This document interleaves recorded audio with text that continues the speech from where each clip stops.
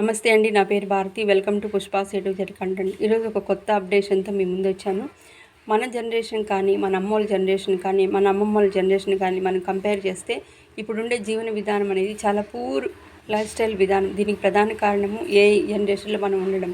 AI మనల్ని dominate చేస్తుంది. Like electronic సాధనాలైన మొబైల్స్, ఇంటర్నెట్, ఫాస్ట్ ఇంటర్నెట్ కమ్యూనికేషన్లు వీటన్నిటి వల్ల మనకి ఇట్లా పూర్ లైఫ్ స్టైల్ విధానం అనేది ఏర్పడింది. దీనికి డామినేట్ చేస్తూ మనం చిన్న ప్రికాషన్ తీసుకుంటే మనం నిజంగా హెల్తీగా ఉంటాం, దీర్ఘాయుష్తో ఉంటాం. లైక్ మనము ముఖ్యంగా పిల్లలకి స్క్రీన్కి దూరంగా ఉంచడానికి ఎన్విరాన్మెంట్ కూడా నీట్గా ఉంచుకోవడం, వాళ్ళకి స్క్రీన్కి దూరంగా ఉంచడము, అలా చేయడము. పెద్దవాళ్ళైతే సాఫ్ట్వేర్ ఇంజనీర్స్ మోస్ట్లీ ఉంటారు కాబట్టి స్పెట్స్ వేసుకొని సిస్టమ్ వర్క్ చేయడము. ఎవ్రీ 20 minutes ఒక బ్రేక్ తీసుకొని 5 minutes ధ్యానంలో ఉండడం, వాక్ చేయడము.